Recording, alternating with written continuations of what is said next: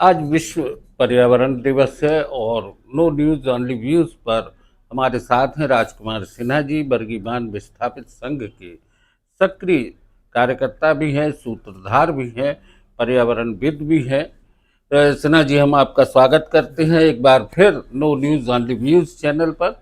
और आपसे हम जानना चाहते हैं कि जो पर्यावरण की स्थिति है, इसमें चाहे नदी हो, पहाड़ हो, जंगल हो, आम बस्ती की स्थितियां हों, इनमें पर्यावरण के वर्तमान में हालात क्या हैं? देखिए, जो पूरा अगर हम देखें तो हमारा जो आबो हवा है वो बिगड़ रहा है। चाहे वो वायु को देखें, चाहे वो जल को लें, चाहे वो हम मिट्टी को लें। ये तीनों चीज़ हमारा लगातार बिगड़ता जा रहा है। वायु प्रदूषण से लाखों लोगों की मौतें हो रही है। जल प्रदूषण से अनेक तरह की बीमारियां हो रही है।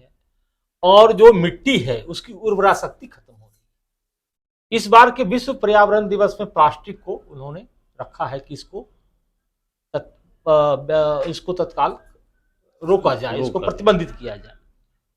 और आपको आश्चर्य होगा कि पूरे विश्व में भारत में सबसे ज़्यादा प्लास्टिक का इस्तेमाल हो रहा है। 93 lakh metric ton per year जो है सो हम प्लास्टिक कचरा पैदा करते हैं। उसमें भी जो सिंगल यूज प्लास्टिक है वो तो बैन है, लेकिन धड़ल्ले से सब चल रहा है। तो हमारा जो आबो हवा है, जो सारा आप देखिए भूजल स्तर गिर रहा है। आप रोज अखबारों में देखिए गांव में पीने का पानी का हाहाकार मचा हुआ है। हमारा जो ग्राउंड वाटर है वो नीचे जा रहा है। नदियां हमारी जो है सो सूख जाती हैं बीच नदी आधे में, मार्च आते आते। तो हर जगह हाहाकार है। और खास करके मंडला के आदिवासी इलाकों जहाँ पे जंगल है और वहाँ पानी सदा नीरा बहती थी, सदाबहार थी पानी। उस स्थिति में गांव की बात बता रहा हूँ। शहर में तो चलो ठीक है, लोग पानी खींच करके सरकार उन तक पहुंचाती है। नल जल योजना भी सरकार ने चलाई है, लेकिन नल है लेकिन उसमें पानी नहीं। जंगल भी लगभग लगभग कहीं सिमटते जा रहे हैं। देखिए, जंगल की तो स्थिति यह है कि परियोजना में अगर आप देखें नर्मदा घाटी में 4 बांधों को, तो 63,000 हेक्टेयर जंगल डूब गया है। उसमें बरगी है, उसमें सरदार सरोवर है, उसमें इंदिरा सागर है, उसमें ओंकारेश्वर है। तो इतनी बड़ी जंगल को आप डुबा देंगे तो वो तो असर होगा। दूसरा, विकास परियोजनाओं के लिए इन 30 वर्षों में सरकारी आंकड़ा है लगभग 30 लाख हेक्टेयर हमने जंगल खत्म किया है। और उसमें जो सारी बातें, वो जो जो प्रकृति वन है, जो कभी हम खड़ा नहीं कर सकते हैं। जो हम ये देते हैं कि भाई जितना जंगल बर्बाद हो रहा है या कट रहा है, हम उसके बदले में हम वृक्षारोपण कर देंगे। इसके लिए कंपेंसेटरी कैंपा बिल भी है और सुप्रीम कोर्ट पर लोग पैसा भी जमा करते हैं, करवाते हैं। बहुत सारे जो हमारे परियोजना के जो बड़े कर्ता धर्ता हैं, लेकिन वो कभी वन होता नहीं है। आप जंगल खड़ा नहीं कर सकते, प्राकृतिक जंगल।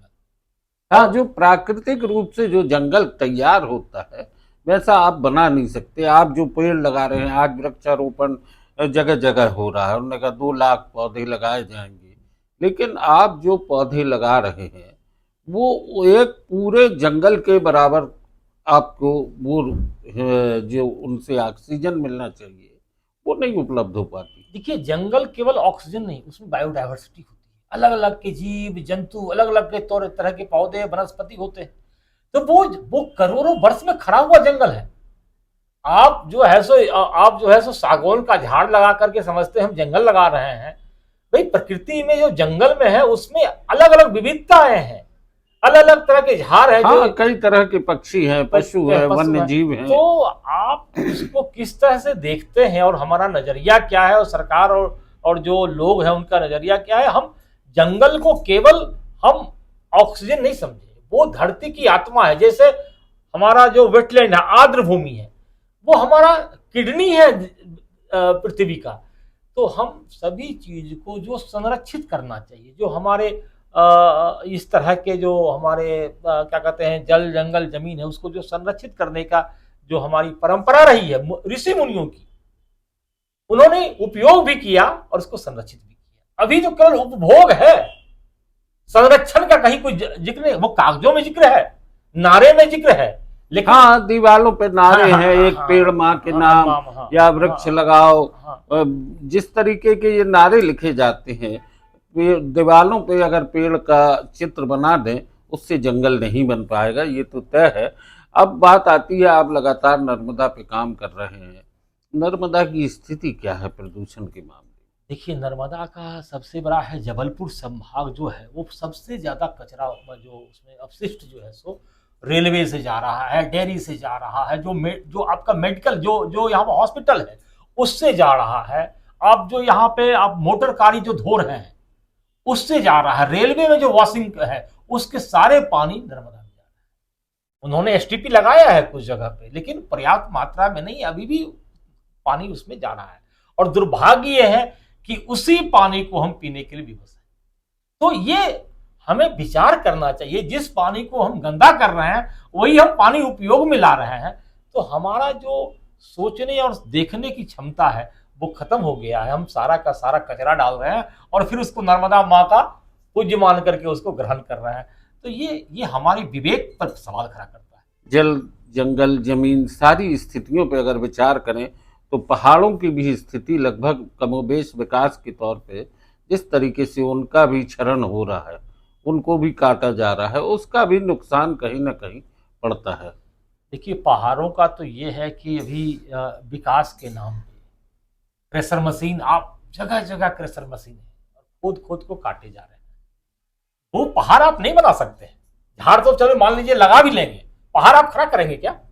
तो जो प्राकृतिक चीज है उसको संरक्षित करने का काम, उसको सारा रेत निकाल रहे हैं, सारा बजरी निकाल रहे हैं, सारा मुरम निकाल रहे हैं।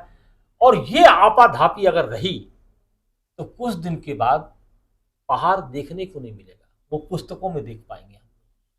प्लास्टिक के पहाड़ खड़े हो जाएंगे। हाँ ये जी। जो आप देख रहे हैं, इस तरीके की स्थिति है, निश्चित तौर पर धरती पर जीवन को लेके अगर समय रहते विचार नहीं किया गया, नदियों को संरक्षित नहीं किया, पहाड़ों को, पेड़ों को, जंगलों को, तो प्रकृति हमसे रूठ सकती है। और आने वाले समय में, आने वाली पीढ़ियों के लिए जंगल के नाम पर सिर्फ एक मरुस्थल होगा, और इसकी चिंता जरूरी है। सिन्हा जी, आपने चर्चा की, बहुत बहुत धन्यवाद।